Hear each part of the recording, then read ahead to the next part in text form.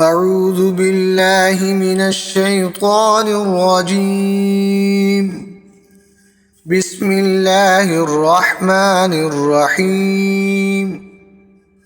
والعاديات ضبحا فالموريات قدحا فالمغيرات صبحا فأثرن به نقعا فوسطن به جمعا إن الإنسان